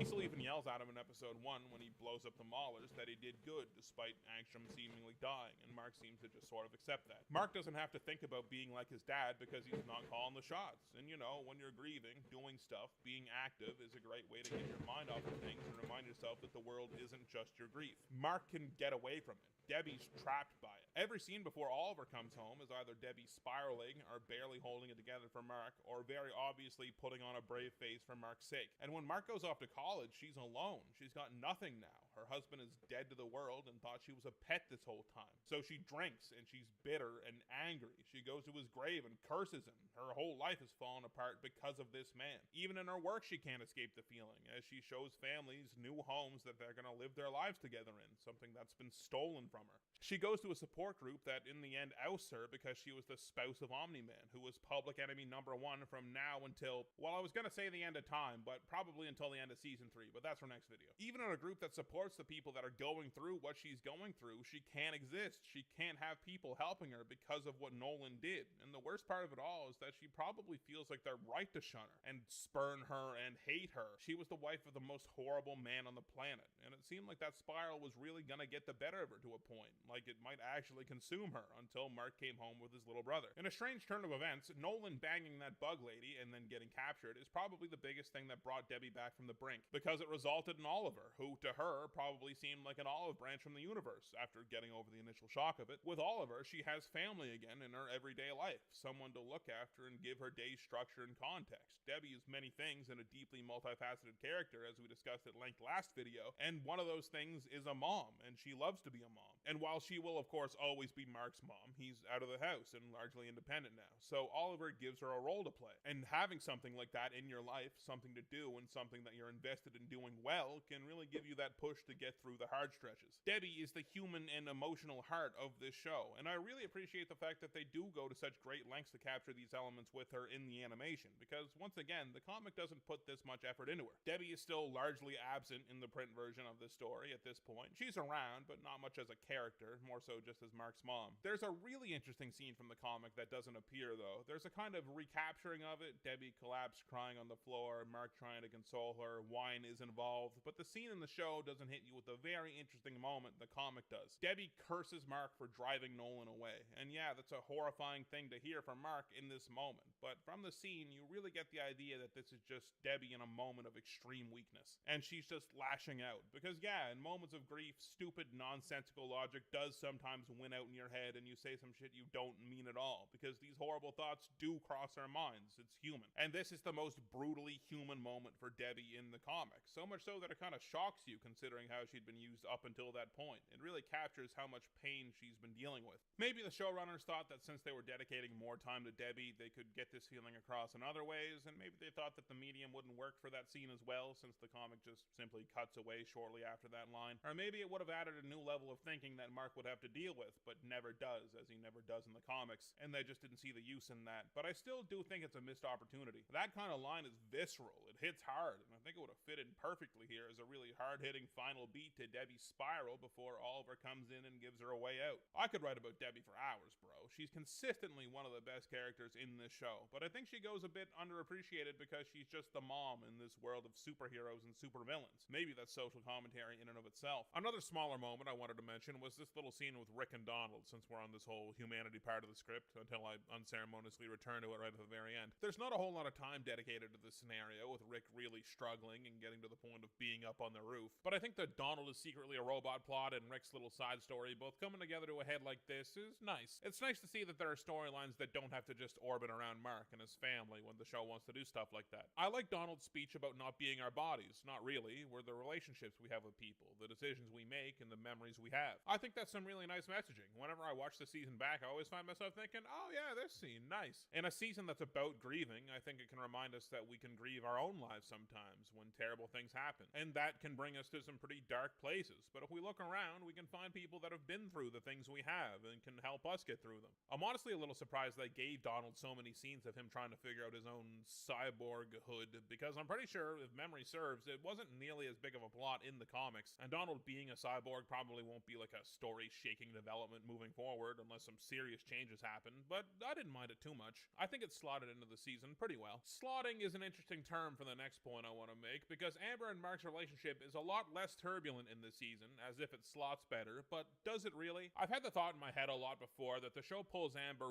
way too far back in this season. They kind of take all of the Amber parts away from her and just make her Mark's hyper-accepting girlfriend, and I still do believe that, because Because when you think of her in this season, she's much less fiery and discerning and much more willing to put up with the unfairness that having a superhero for a boyfriend naturally comes with. She feels much less like Amber. And it's really a shame that the energy that comes off of that writing decision really is that the internet despised her after season 1, so the team probably wanted to dial her character back a lot. Those are my initial thoughts on it, and while I still hold those, I think there may be a little more nuance to it. Mark and Amber's relationship has hit new ground here, of course. They're only just now starting dating with the secret of Mark being invincible out. So from Amber's point of view, she's got to be like, okay, I'm in a relationship with a guy who has responsibilities that are just like completely and utterly more important than our relationship, full stop. And she probably holds that belief more strongly than even Mark does, as she expresses her unease with him taking time off just for her. But she still wants to be in the relationship with Mark, and she likes Mark, so many times she just has to bite the bullet when something comes up and smile and wave him off when something more important than her comes up. That's a really shitty situation, man. And I think Amber's more cool head towards Mark being busy now that she's in the loop probably reads better than I gave it credit for in the past, now that I think about it more. I'm sure a lot of people can sympathize with the situation she's in when they stop to think. I know I can. Because she hopes she's the kind of person that has the fortitude to put up with this situation, right? She loves Mark and wants to be able to make the sacrifices necessary to be with him. But I think it's a pretty realistic beat that making those sacrifices over and over, day in and day out, can really chip away at a relationship. Even when you're actively trying not to let them. Even when you know what you're doing is necessary and what you want, sometimes it's too much. So Amber's outward glowing support of Mark's life, paired with her quieter, lonelier moments when she's alone, actually I think reads as a really cool depiction of how relationships can sometimes sadly fade just due to circumstance. And an angle that I don't think is really all that well explored, at least in any media that I've consumed. So while yes, I think Amber is a little less Amber this season, for unfortunate reasons, I still think they had a really interesting use for her. I was gonna say she has much less of a spine this season, and it looked like Anissa was gonna make that literally true there for a second. Anissa coming in and really pushing the issue between Mark and Amber was really quite a blessing for the story, because it really just got them over the hump of their relationship quietly dying over time and it not working out. It sort of just fast-tracked that issue by bringing Amber's life into question and her being completely powerless in the face of it all. While I do think the relationship stuff is pretty novel and pretty interesting, that's not to say there wasn't enough of it. I think the show dedicated enough time to it, and if it went on past this season of the two just sort of circling being unhappy or unfulfilled or feeling guilty, it could have gotten pretty tiring. So Anissa coming in and being like, haha, I'm gonna rip this woman's head off if you don't talk to me, and Mark being like, damn lady, I would have just talked to you anyway if you just walked up and said hi probably, is very good. Just pull that old relationship band-aid off, which leaves us open for more stuff next season. Completely unrelated to that last sentence, let's talk about Eve. But first, a message from our sponsors. Today's episode is sponsored by Nut Energy. You got a cheating on them, less of it, though she's on better terms with them after Rex chills out and they become friends again. Side note, I know Rex begins a big character shift this season, but I don't think it really gets to anywhere where there's much of note to talk about with him yet, so I'll save talking about him for next season's video, I suppose. That's not to say there isn't stuff to talk about, I just feel like I'll retread a bunch of it in the next episode if I do one now, so we'll just save it all till then. Back to Eve. She's having identity issues right alongside of Mark, but in a different sense. She found last season that her powers can be used for more than just blowing up tanks and fighting bad guys, and the more humanitarian style of work actually feels more fulfilling to her. She can actually see the good that she's doing. In the comics, she actually goes to Africa for a while, saying that she's going to help out building infrastructure over there, but we never really get to see much of it. Mark and Amber go and visit her, and she just has like a really cool house over there, and that's pretty much the long and short of it for that whole arc. And not much to it. The show seems to want to tighten up that whole idea without having Eve run off to the other side of the planet, and has her struggles be closer to home. Her big beat this season is that despite being a superhero, she still can't just do whatever she wants on a whim like it's no big deal. She also exudes that idea of naivety as well. Sure, she can manipulate matter, but that comes with a dangerous level of sureness in herself. When she rebuilds a building in Chicago, the workers rightfully yell at her that she can't just do that. How are they supposed to know if that's structurally sound? And despite that warning, she builds a park on an unstable lot that she hears collapsed later, and it hurts a lot of people. She also fights Kill Cannon, and instead of beating him as quickly as possible and diffusing the situation for all of the people around her that are in danger, she takes time to gloat and deliver a couple of quips, and in turn it gets a couple of people seriously injured. And all of this while her father yells at her that she's not as competent as she thinks she is, and that her powers are dangerous. This theme of paying for childish naivety is placed in tandem with Mark's overcautiousness because he was punished for it in the prior season. Mark's naivety was beaten out of him, and now he fears it, and Eve has to learn similar lessons over all these tragedies that befall her and the people that she tries to help. And it's no coincidence that all of this plays out during the episodes that everyone had just graduated from high school and have been entering the real world of adulthood. These are harsh lessons for Eve, ones that beat her down as she feels like she's failing at all aspects of her hero work, even the side that she thought she was more useful for. And these harsh lessons are valuable ones, and thankfully ones that Eve could learn without anyone having been killed over them. Rex comes in and gives her a really nice speech about the fact that, yes, while she messed up, a lot of the work she's done in the past and the lives she saved, just because she messed up, it doesn't mean she's not a good person anymore. A few big mistakes don't undo the good she's done, and she won't do any more good if she just lays around feeling bad about it. These mistakes will make her a better hero in the future. Eve's interesting in a lot of ways, because she's going through a lot of what Mark is. She feels disconnected from her family and disconnected from her hero work, but for very different reasons than Mark. Much like last season, I thought there was more going on with Eve in this season than there was. Like, she's around, no doubt, but Eve seems like a much bigger character. I'm running out of Eve footage.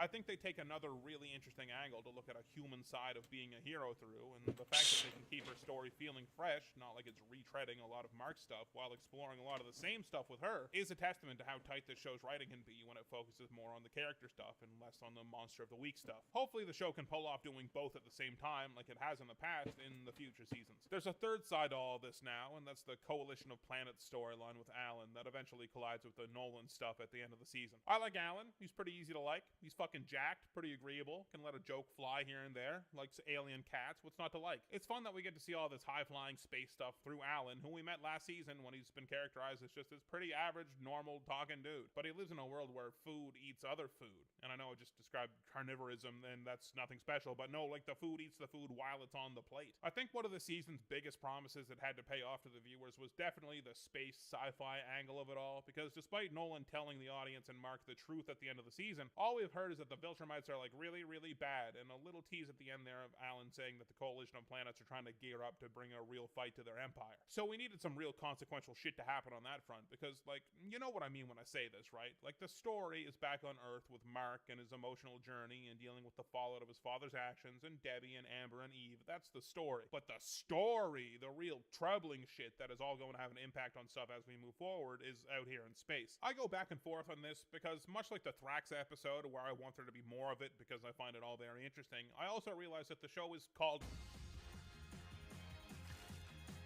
If there were 3 out of the 8 episodes about the Coalition of Planets and that plot and all the aliens and the Viltrumites ruling with an iron fist and all that stuff, you can bet my ass would be sitting here talking like, isn't this show called Invincible? There's so little invincible in the season, it's actually brought me to tears on multiple occasions. You know, I'd be sounding just like that. So yeah, it's weird. Like I said at the top of the video, this season just feels strange and a little disjointed. There are elements to the story that I really like what most of the characters are going through on personal levels, but then the actual superhero stuff seems like it's just sort of in the way. And not in the cool, like, meta-narrative way you're about to write that comment about. It just feels actually in the way. And it's the same with this. I enjoy the Coalition and space stuff, and I would like to see more of it, but with how janky the rest of the season feels, the space scenes also feel like they're just sort of in the way, despite me liking them, because they're so removed from what the show was doing otherwise. In a perfect world, I think you would have 2 different shows that would cross over with each other to really give you each of these plots, both the Earth and the space stuff, the time they need to really feel whole. So with how this season plays out and with how much is going on, I tend to think this season feels a little overstuffed. Like, think about it. Even the final 2 episodes, you have 2 final bosses right in a row, you know? Well, let's talk about them now. Anissa shows up and tries to sell Mark the greatness of the Viltrumite Empire through reason and discussion, which I think is a great departure from what we've seen the Viltrumites be so far. Up until now, Viltrumites have been rip people apart first, ask questions for like a millisecond, and then resume ripping people apart third. So Anissa showing up and trying to thread the Viltrumite greatness idea through the needle that is Mark's head after his father tried to beat it into him months ago is a nice change of pace. And the thing is that logically, from the sales pitch, she's probably right. As long as what she's saying is true, we don't know. We are going to blow ourselves up eventually, or die because we're treating the planet so poorly. We could use hyper-advanced medical and farming equipment. We have real, tangible problems on this planet, so a race of invulnerable super people coming down from on high and solving it all for us would be pretty sick. And I think this is actually a bit of a misplay from the show here, because as we listen to Anissa, it all sounds alright, and a pretty decent deal, despite her clearly not telling us the whole story of it, and that's really interesting. Mark can reasonably listen to this sales pitch, and without all the talk of subjugation and death that his father led with, could be convinced. Of course, all of that talk from his father has already poisoned that well, and Alan saying how horrible they are, but right now that's beside the point. I think this point from Anissa could have been made a debatable point among the fan base if we didn't see the Viltrumite takeover of the other dimension at the start of the season. And I know that reality is a world where the Earth is actively defying Viltrumite takeover, and because of that, that, Mark and his dad are putting their boots to the collective throats of everyone on the planet, so maybe that's not a perfect example. But with that, we see the horror of Viltrumite power on a grand scale, and thus we can't really buy the story Anissa is giving us on any level. And yeah, I know, alternate reality, all the excuses, but still, that sort of thing sticks in a viewer's head and informs how later scenes feel, that's for sure. So this interesting twist to a Viltrumite encounter is actually shot in the foot before it can even really get off the ground, because you know that Mark isn't gonna budge. If he was going to, it was probably gonna be when his dad was mashing his face into a bloody paste, and he didn't break then. If you know anything at all about Cecil, is that he's not gonna look at Oh, for real? yeah. Alien super being and bet the lives of every person on the planet on the fact that she Sweet. spins a few favorable sounding facts out of her mouth. And they're both discerning enough to know Where are you gonna how take many me? positive Yeah. facts it rattles off, they will I'm be about to start getting ready. just as many probably damning negatives. And yeah, I think that misses an opportunity to have an interesting conversation about Viltrumite rule, despite no human written story ever wanting to go that way, obviously.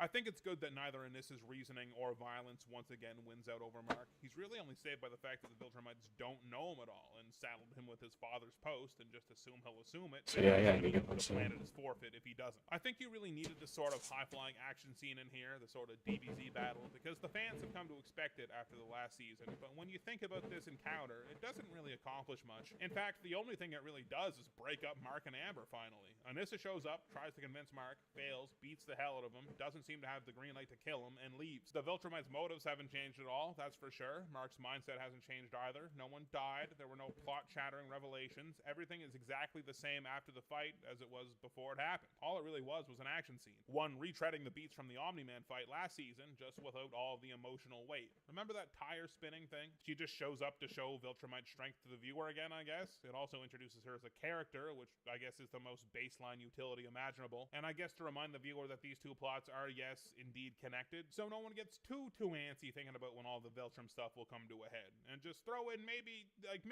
500 impact frames in there during the fight, that'll help. Angstrom is the last point I want to bring up in this video before the closing thoughts. I think he plays a pivotal role in any superhero story, which is of course the arch nemesis. You could think of the Viltrumites and whoever's leading them, or even Nolan as Mark's greatest villain as well at this point, but Angstrom brings some stuff to the table that the other villains don't. Doc Seismic wants to save the Earth, but like almost in the sense of saving a damsel in distress. The Maulers, I guess they want to destabilize the government and maybe the world as a whole. Hard to tell with them, I think. D.A. Sinclair is a mad scientist obsessed with the next step in human evolution. Machine Head is a crime boss. The Viltrumites want to dominate the planet. These are all villains that Mark has to come to blows with, but they're all villains removed from him as well. If Mark wasn't here, they would still be villains. We come into the story in the middle of a society that has had superpowered individuals for who knows how long. Mark comes in fresh off the bench, and this kind of thing has been going on for his entire life without him involved. He doesn't have any personal stakes tied up with the people he's beating up on a day-to-day basis, and they only hate him because he's the guy that shows up to stop whatever they're doing. But with Angstrom, there's a level of familiarity that comes with him. He hates Invincible pointedly, on purpose. He has a personal vendetta against the guy. And I think that's a really important edge for some villains to have. He's Mark's villain, directly tied to him, or so at least he thinks. He, of course, gets to the point of being a villain because Mark shows up on a routine superhero call and sees that what he's been called to do is stop the Maulers from using a crazy-looking machine to do whatever the hell they're doing.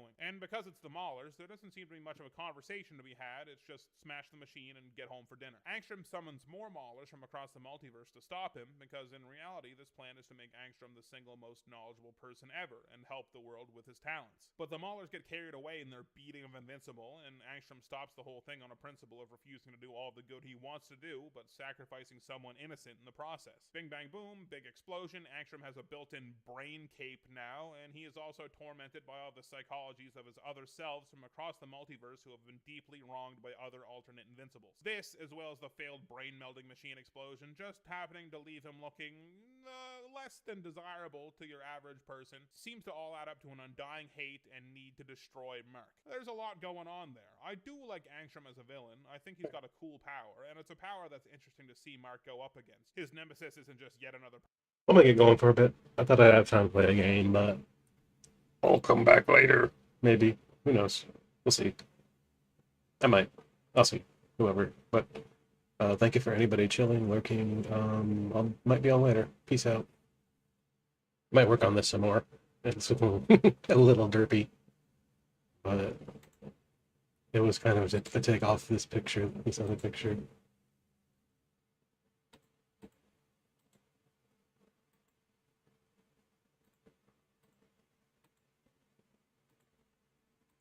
So I can still work on it a little bit more.